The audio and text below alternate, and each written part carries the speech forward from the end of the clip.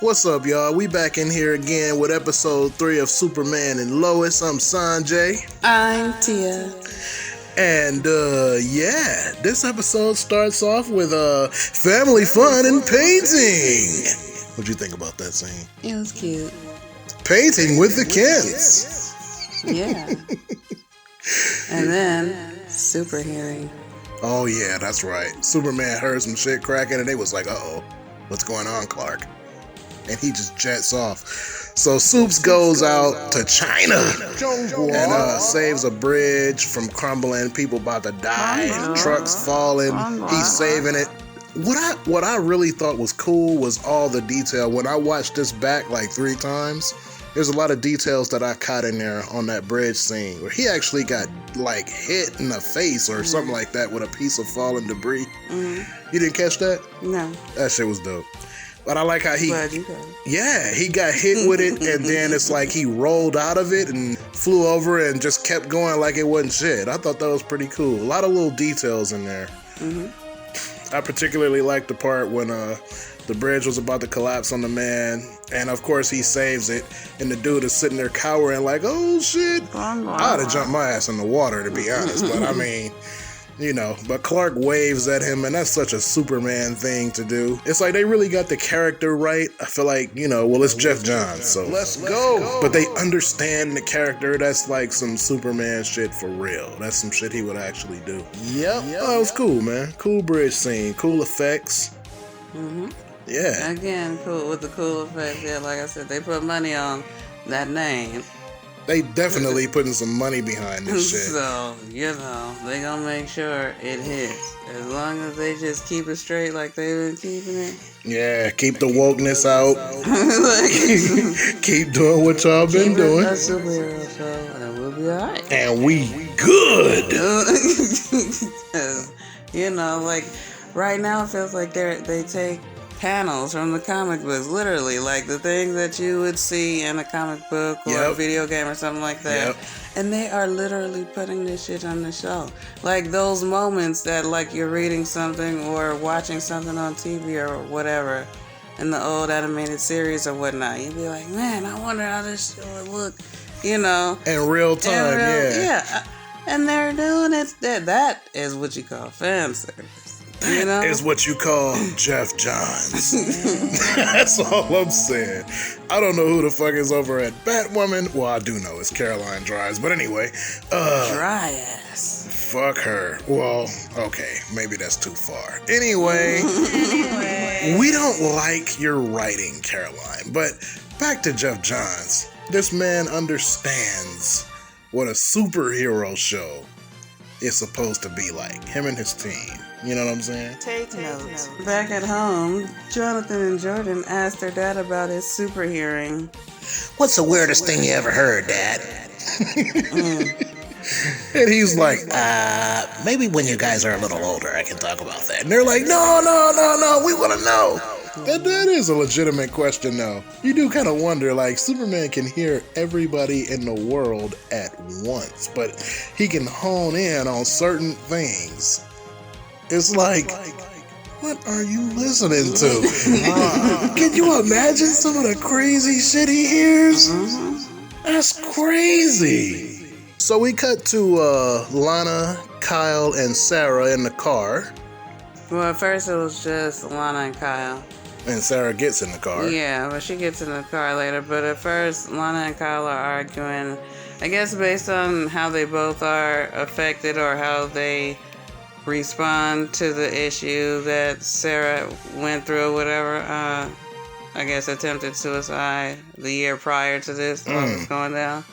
So he's just trying to get through it, and she's just super hyper focused on her and just like, sweating her and shit like that. So it's like two opposite extremes of the situation. Like, he wants to totally ignore it, and she just can't keep her eye off this girl, which is making Sarah feel like Sarah's like, Mom! You don't leave me the fuck alone.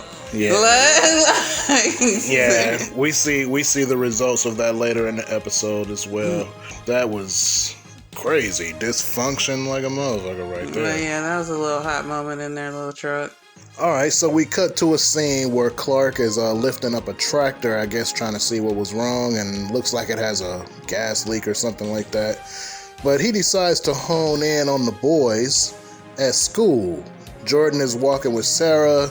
The boyfriend passes him up, shoulder bumps him or whatever. And some problems get started to where Jordan looked like he about to lose it because dude has him hemmed up against the lockers. And Jonathan's like, dude, remember what Dad taught you, man. Remember what Dad said. And Jordan looked like he about to straight nut up.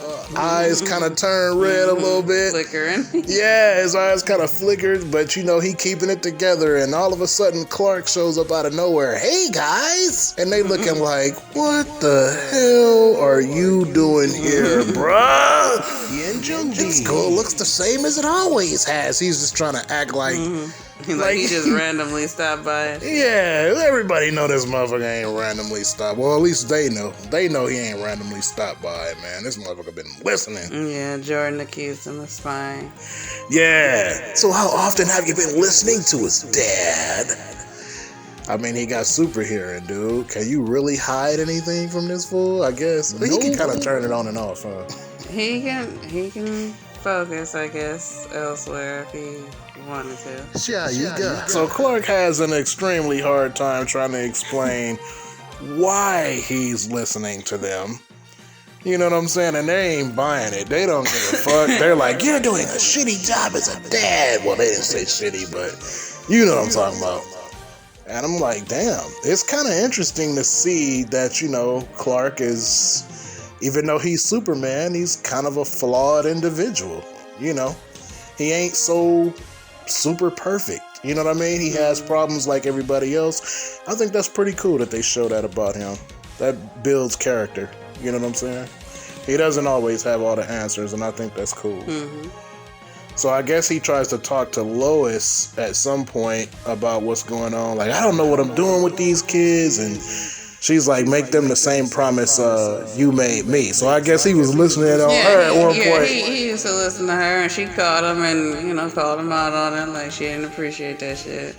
And basically, he apologizes. He wound up apologizing to the boys and promises not to listen in on their conversations. But I'm still saying, if it was me, nope. Anyways. Yeah, but he does. He promises not to listen anymore, and that's that. But I don't know. We all know Tia gonna be listening to everything you talking about if she has super hearing. Gee, the thing I halfway got it already. Damn near. Sharon Powell stops by the Smallville Gazette. Oh, yeah. She's sharing her story about what happened to her son, and she has suspicions that her son got killed by Morgan Edge's people. Yeah, he was a minor out of town that previously was helped, in quotes, by Morgan Edge. He say he's trying to help out Smallville by giving them a chance. Her son apparently is dead or missing. New Carthage, right? Carthage, I think that's the name of the city. Mm-hmm. And she think basically some foul play happened to her son. Oh, some foul play definitely happened. Got this strange looking dude that's sitting in a car across the street, I guess listening in and looking and I guess checking in on Sharon, which makes you believe that her story is true because, why would anybody be tailing her and stalking her? So, yeah, some shit is going down. Some shit went down with her son. But anyway, so we cut to cheerleading practice at school. Yeah, and Sarah's quitting the cheer team that her mom's leading and breaks up with her boyfriend. So. Yeah, Sarah was just on a roll like a motherfucker. She was like, you know what, Mom? Fuck this team. I quit. Mm-hmm. And then she went on to Sean, her boyfriend. Fuck you too. I quit. And he's like, you can't just break up with me like that. And she's like, yeah. Haven't you been paying attention? And he's just looking like, she on a roll. She's just like, fuck everybody. I quit everything. Moving on. Yeah, so Jordan shows up to Jonathan's football practice to try out for the team. And Jordan is wearing a number 24. Well, Jonathan's number is number 12. I thought that was crazy. I mean, you know, that is crazy. They didn't mention that shit, but I think they're gonna say it's like some kind of a Easter egg or some type of something about it to make it seem like, oh, he's twice as better as his brother because 12 times 2 is 24. Man, you really be looking into this shit. Look, I just be paying attention. I got that kind of brain, you know. Like I'm smart. I'm just saying. Look, I ain't saying that, but you know, I ain't saying. Anyway. So John's wearing 12, Jordan is wearing 24. And let me just say, first off, when he walks onto the field, the coach is like, I thought they was pranking me, but here you are. So he like, all right, go on, get out on the field. And Jordan is fucking people up on the field. He's like launching motherfuckers. And this got some real cool mood music going on. Oh, that ooh la la, oh wee wee. I found out who that is too. That's that boy Killer Mike. And I think it's another guy named Greg Nice, I think. But yeah, I think the beat is done by DJ Premier, but I don't give a fuck who did it. That shit was banging. I rewind that shit like 5 times. For real. I rewind that shit like 5 times just to hear that shit. That shit was banging. I miss real rap. But anyway, that's another video. Yeah, Jonathan was worried about Jordan being able to control his powers, but he wound up getting it good. Shit, everybody was worried about Jordan. I mean, the motherfucker lasered a bonfire on the first fucking episode. Yeah. Poor baby. He went full Cyclops around this motherfucker, man. Blowing shit up. I'll be worried about him lasering people on the field, too, and breaking all kind of bones. But I'm like, damn. Yeah, he was fucking people up for sure. Yeah, but unfortunately, even though Jordan was kicking ass, Jonathan got punished with 5 laps for keeping his brother a secret from the coach. He was like, you got this powerful motherfucker on the team under your belt and you didn't tell me shit. I'm gonna give you 5 laps, bruh. Run that. Really? Jonathan was looking mad. I'm like, salty. oh, super salty. It's like they keep doing things to drive a wedge between the brothers.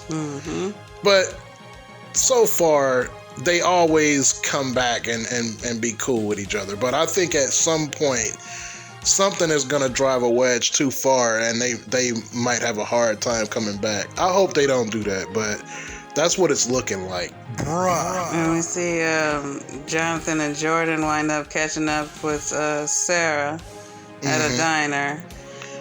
And her mom walks in wanting to talk with her, but Sarah's like dismissive and decides to have, which should have been a private conversation right in front of everybody. And, I mean, loud as hell, and just like basically spilling all the family business and shit like that on the street. She called her mother the most full of crap lady in Smallville. I'd have took my belt off right there in the diner. Like, I'm finna, man. Look. I'm just saying. Y'all better be glad this was in Smallville. Dude. First off, you ain't finna be talking to me no kind of way in mixed company in front of nobody. You know what I'm saying? Exactly. Period, point blank, really. But you know what I'm saying? Do not think you finna get some nuts in front of an audience, cause you know. And you know what's the truth? Even the Kent boys be a little too smart to their parents sometimes. I'm just thinking, I wish my kids would talk to me the way John and Jordan be talking to their mother and father. Man, that's another video. Man. We can talk about it. Man, that's a whole nother video right there. Man, so anyways, after that, display or whatever at the diner. No, Clark shows up at the diner. Well, yeah, Clark shows up and Lana and Sarah make their way out, basically, though, because he's like, oh, hi, Lana. She's like, not now, Clark. Not now. She's like, no, this little bitch done pissed me off. I can't talk to you right now, cutie. He's like, okay, well, fuck it, guys. Let's order chili cheese fries. Man, Clark is asking the kids about school and shit, but, Jordan's like, oh yeah, everything's great, It was a great day of practice today for Jonathan, but he didn't tell him about what he did at the football practice and shit. No. So, Yeah. Next, we cut to Chrissy questioning Sharon's story to Lois. She's like, you really believe this bitch? I don't know if that shit is true. Mm-hmm. I mean, even though Sharon played a tape of her son... A voice message, yeah. The last one that he left her. Yeah, it didn't say anything about Morgan Ayres specifically, and that's why Chrissy was questioning things, but it's obvious that, something was going down, so she's questioning it, and Lois is like, look, man, I want to investigate this, and Chrissy is like, this is not the Daily Planet. We don't really have the resources to be doing all this shit. She's basically sounding like she's giving any excuse to, like, not really run this shit. Like, she ain't really trying to go there. You know what I'm saying? Because she don't really believe it. Yeah, but then they hear a noise. Oh. And run outside to see Lois's car blaze. Blown the fuck up. Because they heard a loud ass boom, and they went outside, and yeah, Lois's car is, on fire. For real. So Lois blames Morgan Edge once the firemen show up. She's like, Kyle. Kyle shows up. And he's a fireman. So yeah, she's like, yeah, I know Morgan Edge did this. And Kyle is like, I think you making accusations like this. And yeah, this is baseless. And he's basically saying that she don't really have no reason to believe that, which she actually kind of does, but... Nobody knows her personal shit with him, but, like, Kyle's on the side to where, like, shit, something is better than nothing, and we had nothing, and he's showing up with something, so right. I'm gonna roll with this little bit of something, lady. You ain't from here, so you don't know our struggle, but they don't know her struggle with this dude. Yeah, that's what I was about to say. From Kyle's perspective, he doesn't know what happened to her and all of that shit, so to him, he like, yeah, this shit is baseless. I mean, your car got blew up, but you don't know who did this shit. Stop making accusations, so... Yeah, she's like, well, look, we just got through interviewing this potential witness, you know what I'm saying? So this shit is just, crazy. Mm-hmm. All right, so we cut to back home. Jonathan and Jordan are arguing about football, and of course, Jonathan is showing his concern, like, man, you sure you got this shit in check? You might fuck somebody up, you know what I'm saying? And Jordan is just like, look, bruh, I got this shit. Moving on. Lana's walking outside somewhere. I think it's the bank because Clark had paperwork for her. You know what I'm saying? Right, so that's right. In regards to the loans or whatever that his mom had out in the house. Right. So he's like, oh, I got this paperwork. She's like, oh, sorry about that attitude I had with you yesterday. Just one of them days dealing with these crazy ass kids. Mm-hmm. He's like, yeah, I know. So they have a little parent heart-to-heart, and then she gives him props on Jordan being a good football player. He's like, oh no, you mean Jonathan? She's like, no, I think it's Jordan. He looking like, look, I think I know which one of my kids is playing football. Yeah. Oh, another thing about this football team that I noticed that was just like interesting. Did you know that the football team's name is the Crows? I'm just saying, I just noticed that.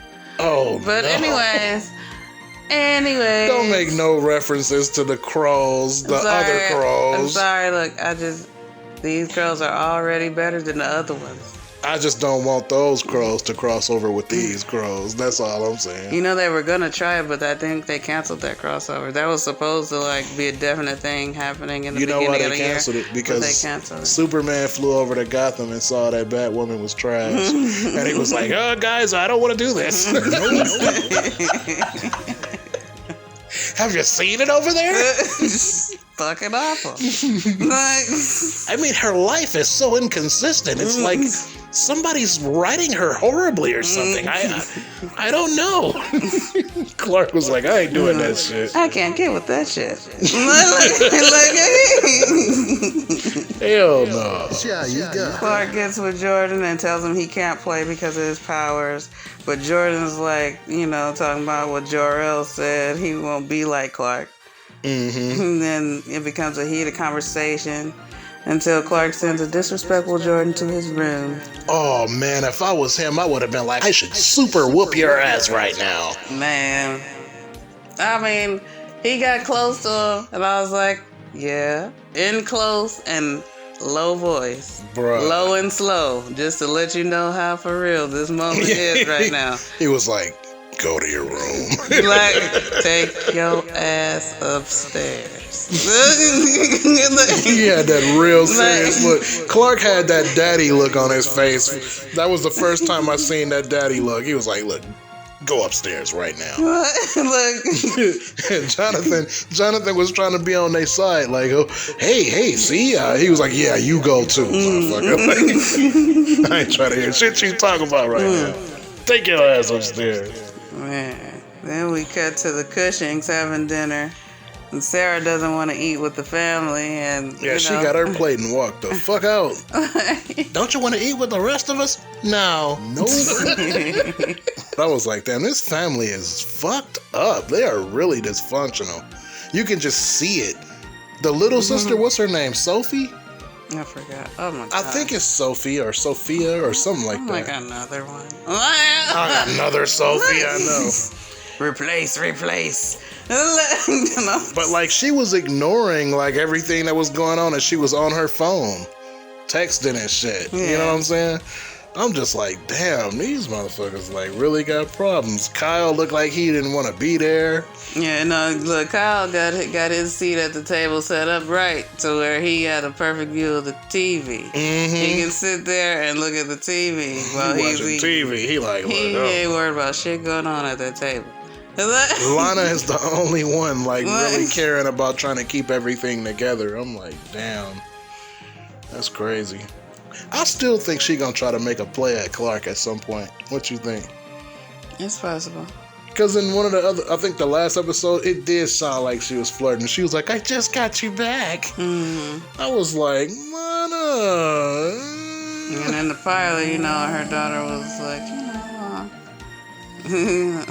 She used to date you, so my dad, probably ain't feeling you. Ain't like really that. feeling you like that.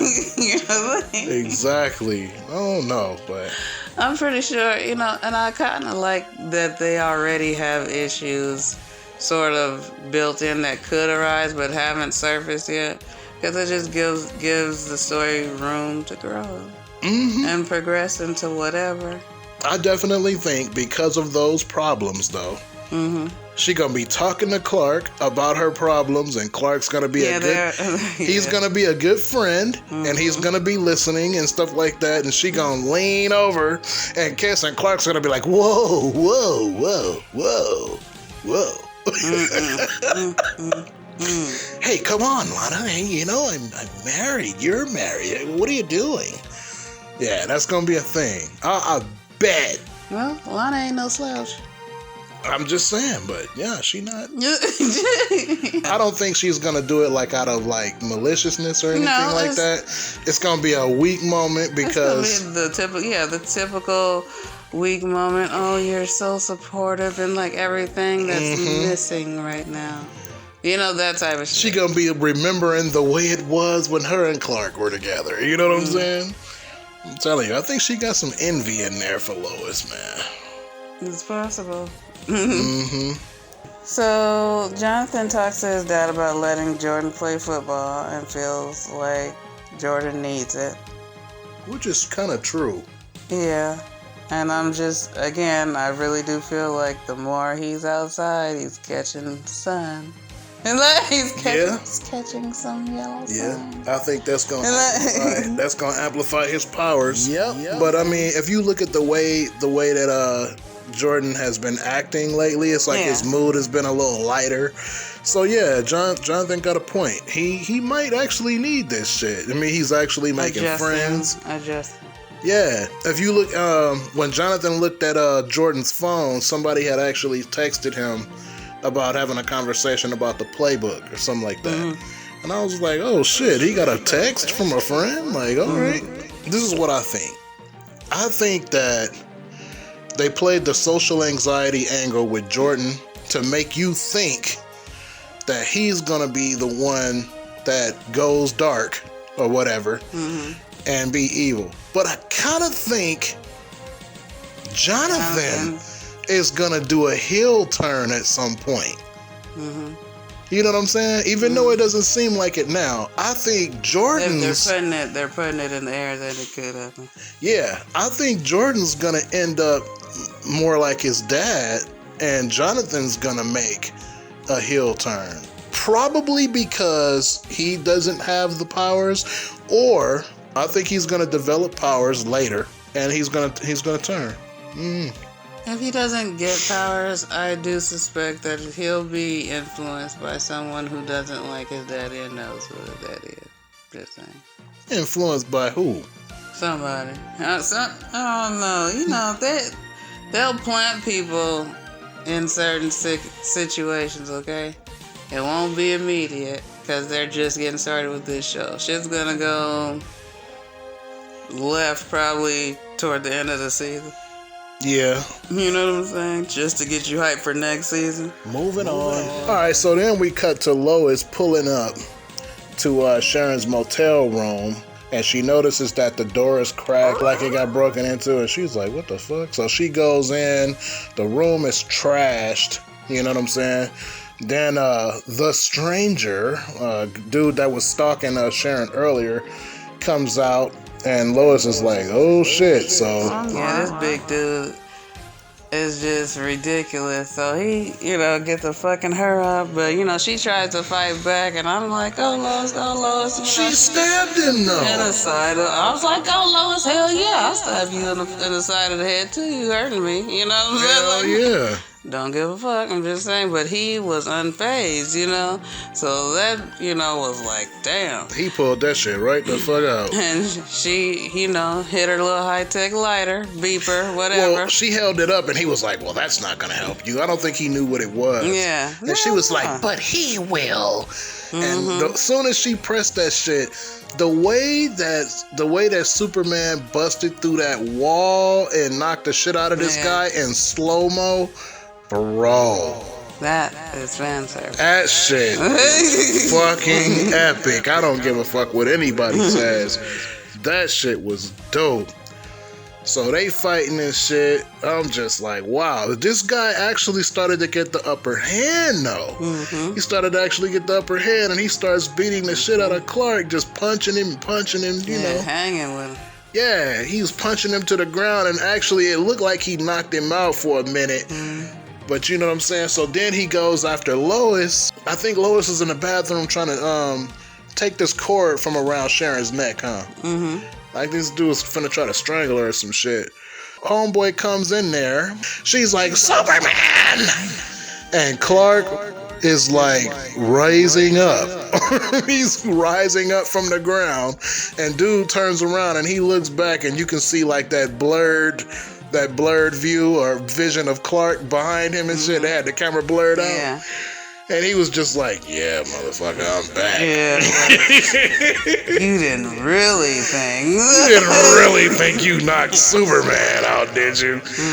So dude turns around like he finna do some shit, and then Clark starts like, moving at super speed all around him, punching the shit out of him.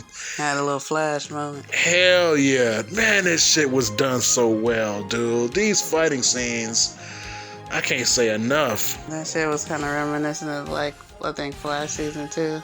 No, Flash Season 1 is like one of the first crossover with him and Arrow. Yeah. He pulled that shit out on Oliver. They was sparring. He was like, oh. Yeah, you get shook up by that shit. You hit from everywhere. Yeah. No. So that shit was crazy. He picks dude up, he tosses him up and cracks the ceiling with him, and then does like a falcon punch. Knocked his ass way through the wall. He was a wrap. Oh, but you know what we forgot? We forgot to mention one thing. That Mortal Kombat uppercut. I mean, you're still talking about the fight right now. Yeah, but I skipped that part. But that was at the end of it. No, that was at the beginning. Like right when Clark rose up and dude tried to run at him, the first thing he did was froze him. And then he uppercutted him. Then he started doing the super movements around him, threw him up to the ceiling, and then Falcon punched his ass out the wall. That shit was crazy. Anyway. All right, so they cut to the scene where Lois is in the bathroom with Sharon. And Sharon is still alive. She's still breathing. She just, like, really beat the fuck up or whatever happened to her. And so Lois is like, just get her to a hospital. I'll be fine. And right before she could even finish her sentence, Clark picks her up and jets the fuck off. So we cut back to Lana and Sarah sitting on the bed, having a mother-to-daughter chat. And she's just like, I feel like I'm losing you. And they have a bonding moment, and they hug it out and everything. And, oh, I love you, this and that, blah, blah, blah. Next! So back at the Kent house, Clark grabs his baseball glove and decides to have a chat with Jordan about how he wanted to play baseball back in the day. And I think his father wouldn't let him play, obviously because of his powers. He was worried about Clark hurting somebody. Really, he just wanted to be on the team because of a girl or whatnot, but Yeah. He shared that little sweet heart-to-heart moment with Jordan. Which I thought was well done, too. I like that. Yeah. I like those father-son moments. I remember back in the day, the thought of Superman having a kid and a family didn't sit well with me. I was just like, man, fuck that shit. I want him to be out punching shit, you know what I'm saying? But I don't know, it's like now that I'm older and I have children, I can appreciate that aspect of it.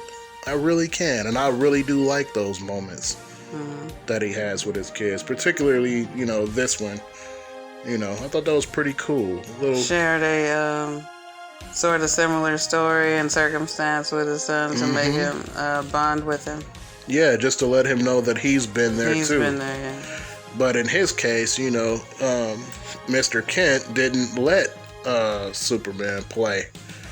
So he turned it around and he allowed Jordan to play football, which I thought was cool because he's showing him, like, look, I'm going to trust you, all right? You know what I'm saying? As long as you don't break nobody. But he's going to be the new assistant coach. Oh, that shit was funny. That was funny, man. The way he was trying to ask that coach, he was like, hey, look, I'll do whatever you need, right? So Lois butts in and says, look, he'll work for free. And he was like, well, you didn't lead in with that, Clark. You should have said something about that.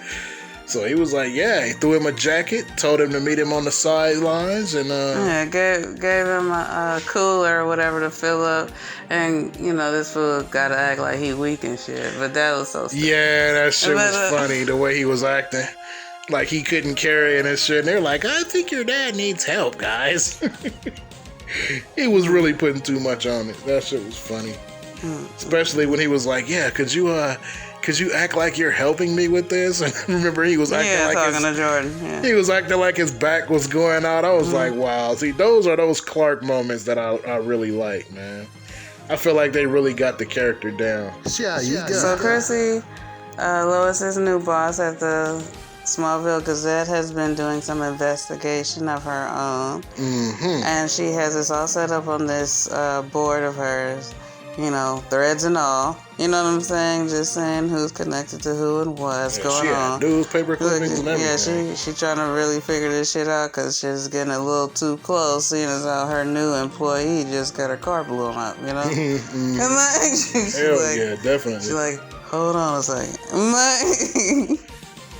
So her and Lois are gonna work together on that. That was a hell of a change. She went from not really believing or doubting Sharon's story to going full private eye on that shit.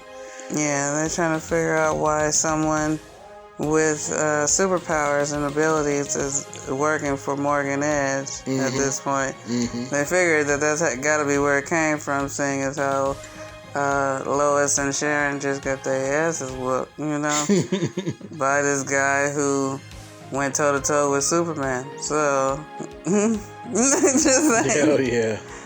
Yeah, they want to know who he is, where he came from, and why is he working with this guy, you know. Yeah.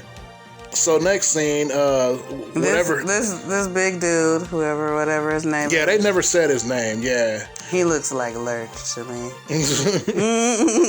So he's sitting in the car and he on the phone, like, you know. So, and I think he said, how is she gonna handle it or something like that. I forgot. He mentioned a name. And he was like, oh, how's she gonna handle it?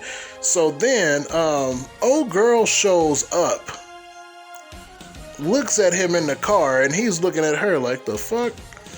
Yeah, this chick, eyes lights up, and she just lasers this motherfucker, straight barbecued his ass through the windshield, and she's like, it's done. And I'm like, who the fuck is this broad? You know what I'm saying? I'm thinking like, wait a minute. How many Kryptonians is around this place? I mean, I was thinking like, is she a Daxamite? But I don't think Daxamites have heat vision, but I did some research. And I didn't know about this character, but it seems like they dug in the vault in a Supergirl comic book from way back. And the character's name is Lesla Lar. She is a Kryptonian that was in the bottled city of Kandor, because you know, remember when Superman saved Kandor from Brainiac's collection or whatever, and kept it in the Fortress of Solitude. So apparently she escaped in the comic books. She escaped from Kandor and was jealous of Supergirl, I think, and she tried to kill her and replace her or some shit like that. So I think this is supposed to be her. And the name that the guy mentioned when he was in the car, he did say Lar. He was like, how is Lar gonna take care of it? And that's when she showed up and burned his ass the fuck up. So yeah, that has to be her. So that's the end, man. That was it. But that's another one in the can for Superman and Lois. They just continue to knock it out the park, man. CW. I like how they have great story and world and character building, and great action scenes and effects. It makes you feel like a whole different kind of experience, even though you're watching this on network TV. Yeah. You know what I'm saying? Like it's a different kind of vibe to it. But I appreciate it so much. I mean, like, it's a breath of fresh air. Hell yeah, you and me both. So CW, you doing your thing. Jeff Johns, you're doing your thing. You and your team. Todd Helbing, thank you. That's right. Yep, got to give him some credit too. Todd Helbing. That's the man right there. Definitely. Y'all motherfuckers is on top of it, man. Thank you. And bye. Yeah, we gonna wrap this up. So we'll holler at y'all, man. Bye.